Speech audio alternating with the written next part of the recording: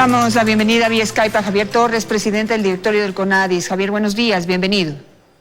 Janet, muchísimas gracias, muy buenos días por darnos la oportunidad de aclarar algunos temas importantes. Bueno, Javier, estamos impactados con un montón de casos de corrupción, pero lo que más llama la atención, lo que más impacta, lo que más indigna es ya el tipo de corrupción, es decir, los alcances, los niveles, ya la alevosía con la que determinadas personas cometen esos actos de corrupción.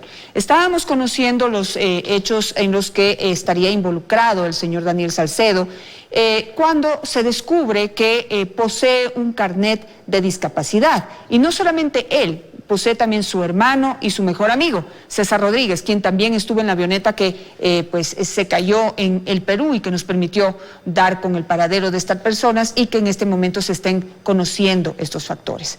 Primero quisiera saber los detalles sobre cómo estas personas lograron obtener un carnet de discapacidad luego de que por lo menos físicamente no se les ve que tienen ningún problema. Gracias, Janet. La parte más importante es aclarar que el carnet de condición de discapacidad es emitido por el Ministerio de Salud Pública desde el año 2013 en el reglamento directamente, donde se establece en base a la ley, y el CONADIS no ha emitido ni emite ya más ni carnets ni califica hacia las personas con discapacidad. Creo que es importante también resaltar que el presidente de la República ha dispuesto la investigación completamente desde el punto de vista que se analice y se sancione directamente y que se hagan las investigaciones debidas.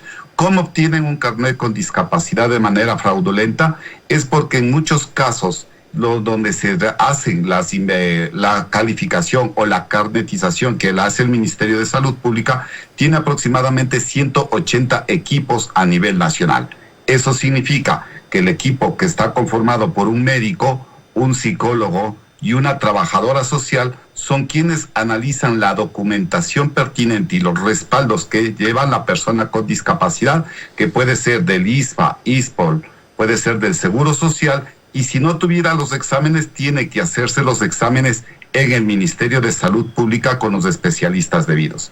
Ante esto, cuando uno se presenta y logra una cita por medio del call center, el 171 y el numeral 4, solicita la cita, ahí le emiten esa cita. Uno se acerca y tiene una entrevista con estos profesionales, significando que de acuerdo a la condición de su deficiencia que puede tener física, es analizado primero por el médico, luego puede pasar a un proceso dependiendo de la condición, si es psicosocial o es intelectual, tiene que ver un psicólogo, y luego trabajo social, significando que el valorativo y el trabajo de estas tres personas son las que se califican y van cruzando van cruzando los niveles que tienen de cada información para dar el grado de discapacidad que de acuerdo a la ley establece a partir del 30% hasta el 100%. Esas son las variables y esa es la forma en la que el Ministerio de Salud lo hace. Ahora, ese es el proceso normal, digamos, es el proceso que todos deberían cumplir para poder adquirir un carnet de discapacidad. Pero en este caso, evidentemente, algo sucedió. Entonces, la pregunta es, ¿estas personas atravesaron por ese proceso y fueron, digamos, consiguiendo la complicidad de estos médicos y psicólogos para obtener del Ministerio de Salud, para obtener ese carnet?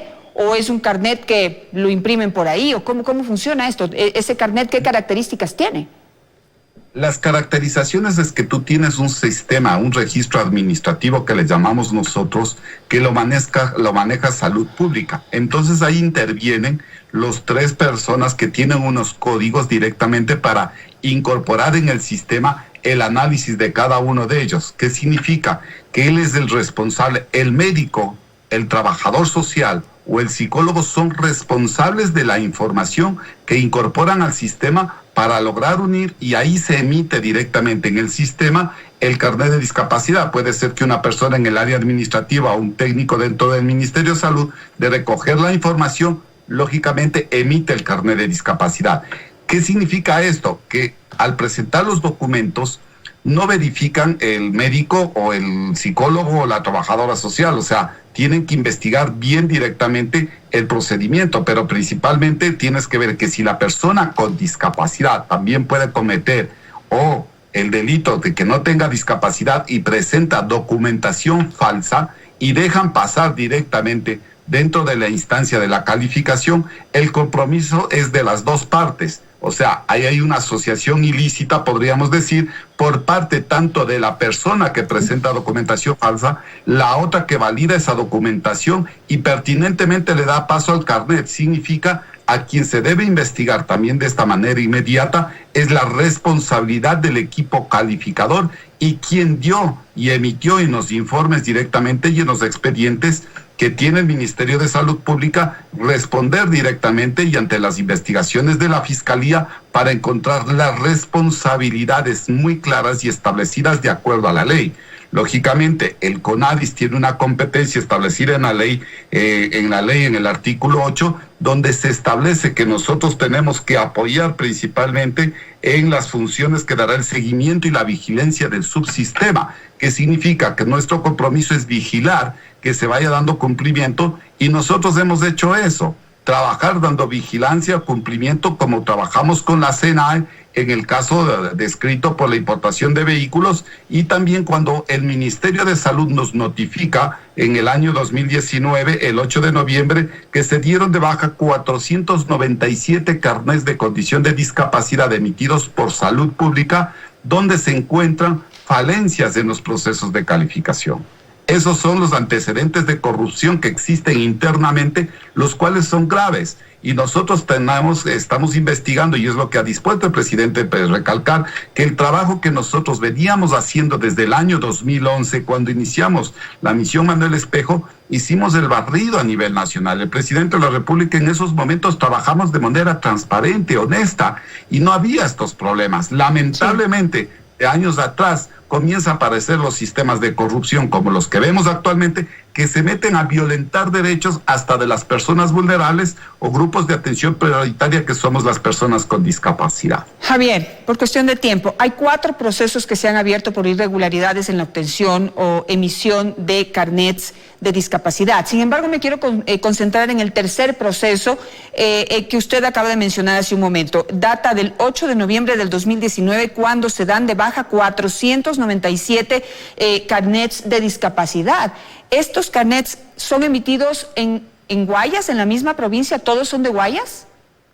Es lamentablemente, pero en la provincia del Guayas son completamente donde se dan baja los 497 carnets. Esto ya lo veníamos investigando porque hemos investigado los antecedentes. Estamos trabajando ahora con la administración actual, revisando estas datas, pero principalmente se notificó a la ministra Antramuño en la vez anterior cuáles fueron las acciones que se hicieron. El 22 de enero le enviamos un Quipox en el que pedimos las sanciones administrativas que se dieron a las personas responsables ante estos hechos.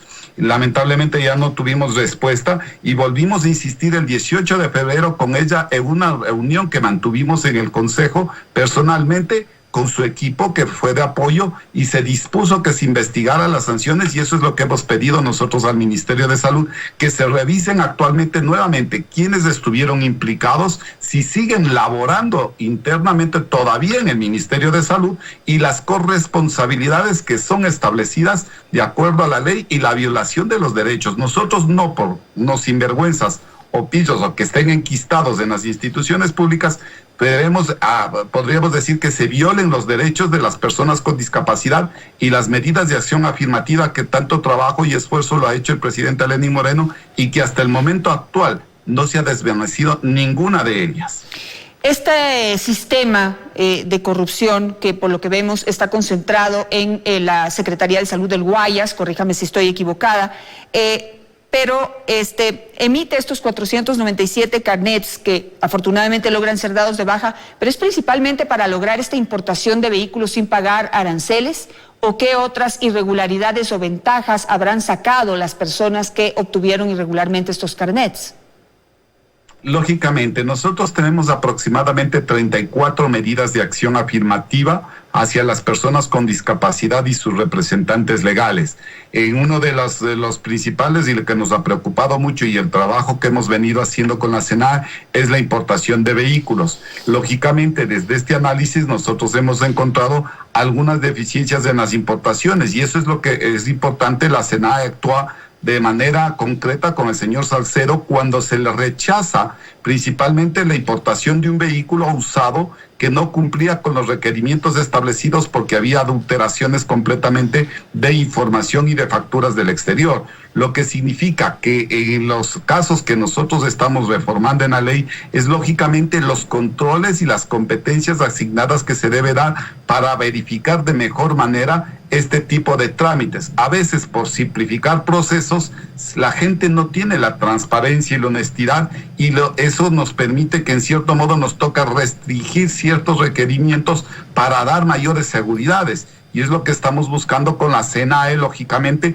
mejorar las normas de exigencia. Hemos ido ajustando la norma, pero seguimos investigando sobre estos 497 importaciones que se hayan realizado o qué otras medidas de acción afirmativa, porque hay sanciones de violación de derechos ante la ley tributaria, en el caso de devolución del IVA, que sería una defraudación al fisco también. Entonces esto tiene consecuencias graves que tiene que pensar la persona con discapacidad cuando comete un delito, o su familiar, o las personas que quieren aprovecharse de este tipo de manioserías que las hacen internamente dentro de las instituciones públicas, y que nos preocupa muchísimo a nosotros, y vamos a seguir hasta las últimas consecuencias con este trabajo. Me quedo con eso, Javier. Muchísimas gracias por estar esta mañana con nosotros hablándonos de este tema tan indignante, tan impresionante, y que esperemos que llegue a aclararse, sobre todo que están identificadas. O sea, hay unos responsables que son quienes emiten esos carnets, que tienen en este momento que responder cómo lo hicieron, por qué lo hicieron, y responder también por las consecuencias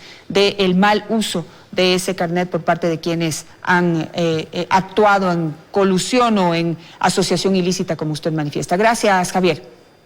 Muchas gracias, Janet, y esperamos dejar muy en claro que el CONADIS no emite ni califica carnets a personas con discapacidad desde el año que hemos indicado, y que es importante que lo aclaremos a la ciudadanía. Queda claro, Javier. Hasta aquí los desayunos de 24 horas.